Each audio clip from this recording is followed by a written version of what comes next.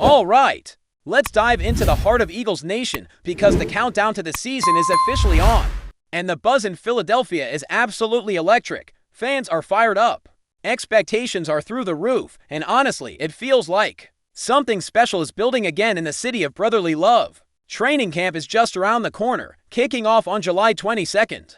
And from there, it's full steam ahead. Less than 3 weeks away, the Eagles are gearing up for what could be another unforgettable ride. The preseason gets started on August 7th with a matchup against the Cincinnati Bengals. A chance to see the depth, the rookies, the position, battles, all of it. But mark your calendars for August 10th, because that's when fans will get their one and only chance to attend an open practice. At Lincoln Financial Field, that's going to be electric. And then the real fun begins, the regular season opener. That's not just any game. It's the Eagles raising the Super Bowl 59 banner in front of the Dallas Cowboys. It doesn't get bigger.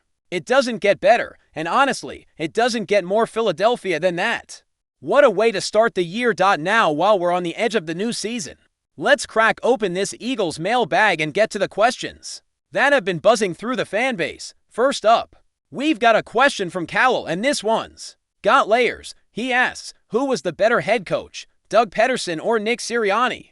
Who's the better quarterback, Nick Foles or Jalen Hurts? And who would win in a head-to-head matchup, the 2017 Eagles or the 2024 squad? Let's start with the coaching debate, Peterson versus Sirianni. Look, it's hard not to have immense respect for what Doug Peterson did in Philadelphia. The guy took a team ravaged by injuries, lost his starting quarterback, and still managed to guide them all the way to a Super Bowl win. That 2017 team was gritty, tough, and completely fearless. And Peterson's play calling, especially in the postseason, was aggressive, innovative, and fearless. The Philly special will be etched in NFL history forever, no doubt. But let's talk about Nick Sirianni. Since arriving, he's taken the Eagles to 2 Super Bowls in 3 years. That level of consistency in such a short window is nothing short of elite. He may not call plays like Peterson did, but he runs the operation like a true CEO. He's got a remarkable pulse on the locker room.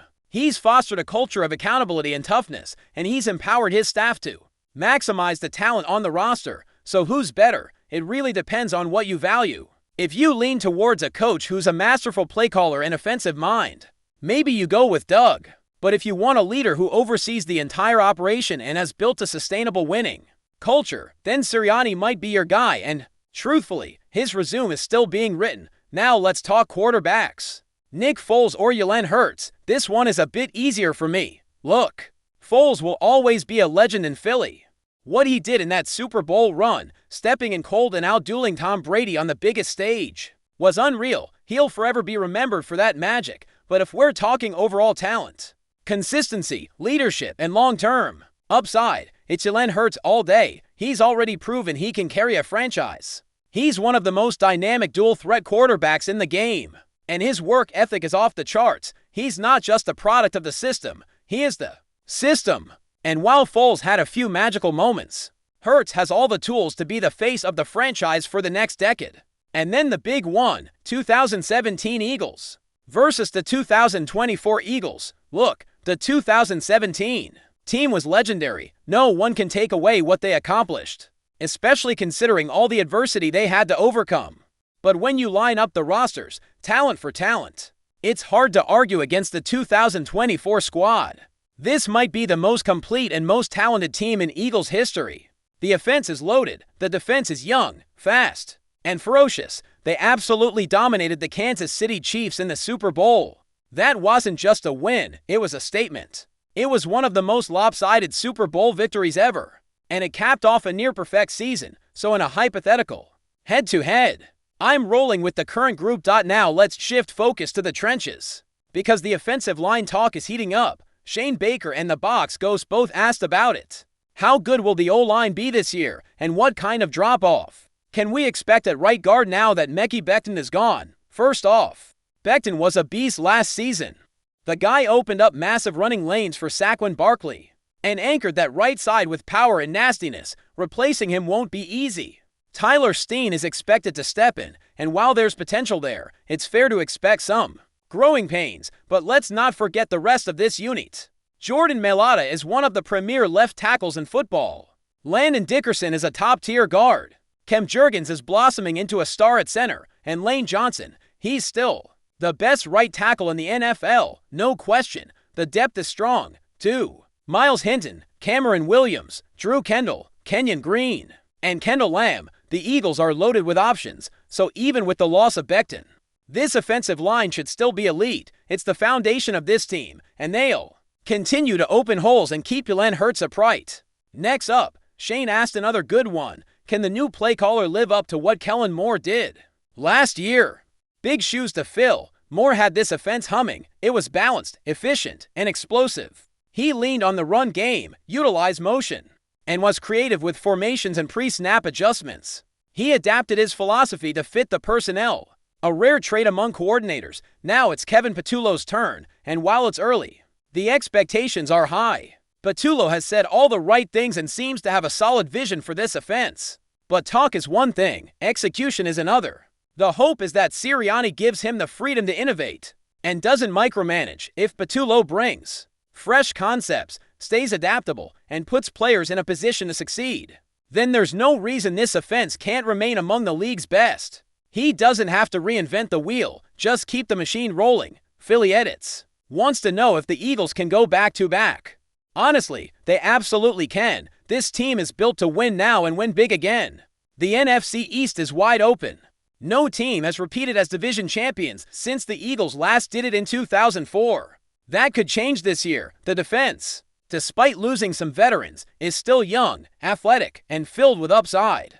The offense is stacked. The coaching staff, while facing some turnover, still has the leadership to maintain continuity. If they stay healthy, they have as good a shot as anyone. The hunger is there. This team doesn't sound satisfied with one title. They want to build a dynasty.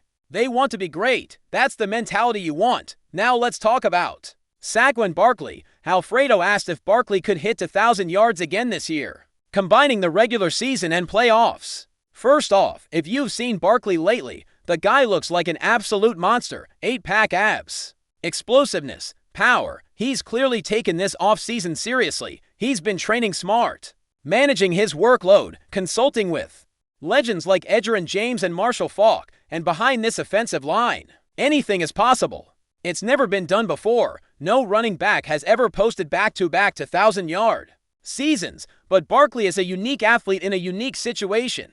If he stays healthy, he has a shot, even if he falls short of 2,000. A 1,000-yard campaign from him would still keep this offense in the top tier of the NFL.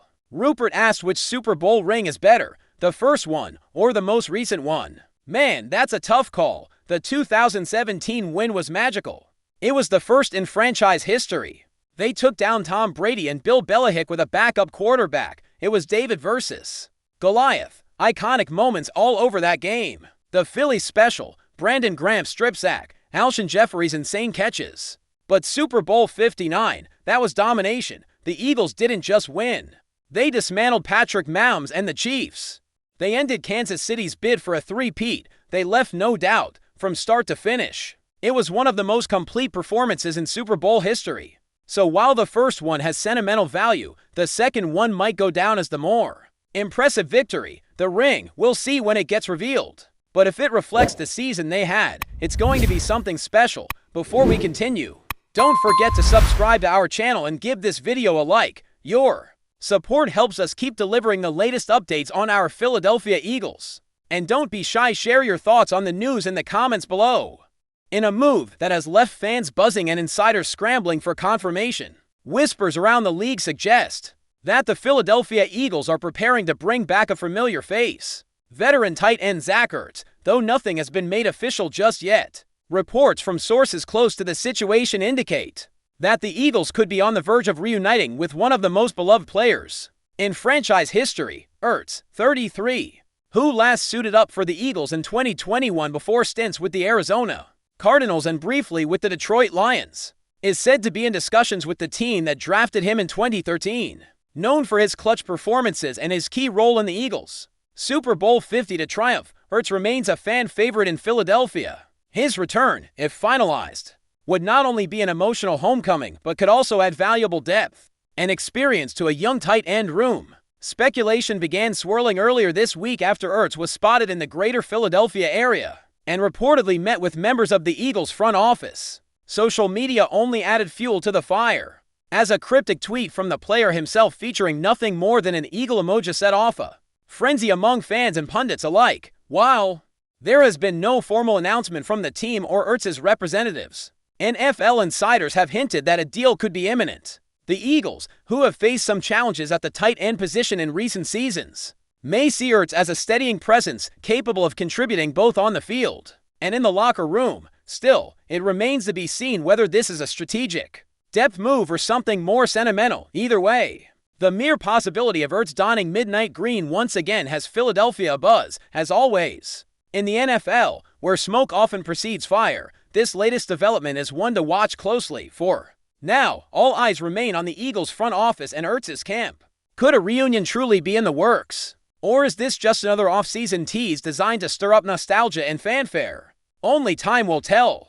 But one thing is certain, the city of Philadelphia is ready to welcome Zach Ertz back with open arms if and when the rumor becomes reality. That's it for this update. If you enjoyed the video and want to stay updated with exclusive news about our Philadelphia Eagles, be sure to subscribe to our channel and hit that like button. We can't wait to hear your thoughts in the comments. See you in the next video.